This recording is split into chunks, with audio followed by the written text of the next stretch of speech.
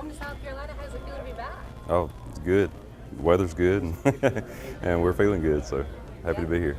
So what do you think of all these people being here today? It's awesome. You know, it's been a learning experience for me to write my first book and to put my first book out and promote it and just kind of, you know, go through the whole process. But the fans, the readers, you know, everybody has been very supportive of the book and very complimentary so far too. I've had a lot of people tell me that, you know, once they start reading, they can't put it down. So that's been the biggest compliment for me. So. Yeah, it's awesome. So what inspired you to write this book?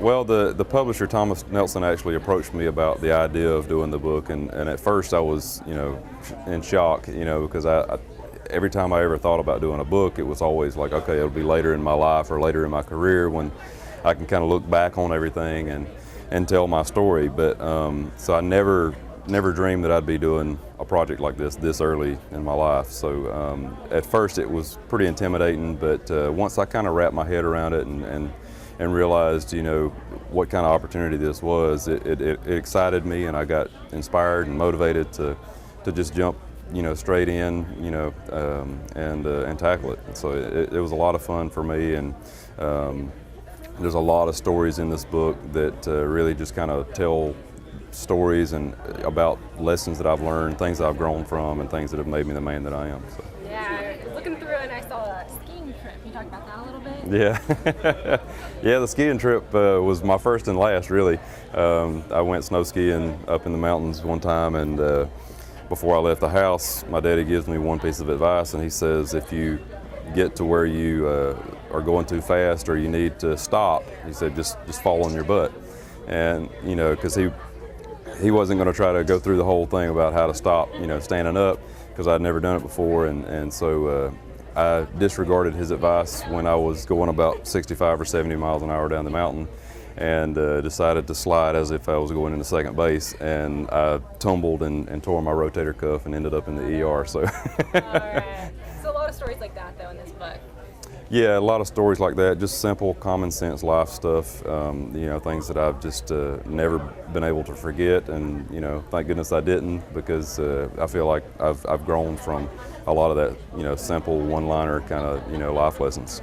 Anything that you want people to take away from this book, kind of like those life lessons you're talking about? Well, the book is a collection of about 90 stories, you know, from my life and from my career, and I feel like, you know, it's a pretty entertaining book overall.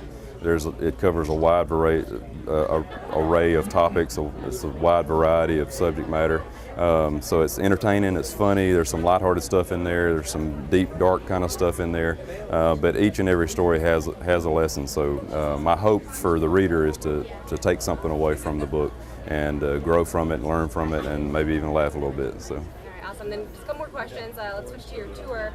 The Punching Bag album, where did you get the idea of that name? The Punching Bag album title basically came from a song that is on the record called Punching Bag, and the idea for the song came from this one particular day where I was dealing with a lot of business stuff, a lot of politics, and things that I don't really care for. I just, you know, if I have my preference, I'm focused, you know, solely on music, but this one particular day I was just feeling beat up, and so I came home and I started venting to my wife, and I said, you know what, I just feel like a punching bag. I feel like life is beating me up, and when I said it, it just struck me as a song title, and so I wrote it down, and the rest is history. So. All right, great. You're performing tonight in North Myrtle Beach. Mm-hmm. Anything that you do differently now that you're back home in South Carolina?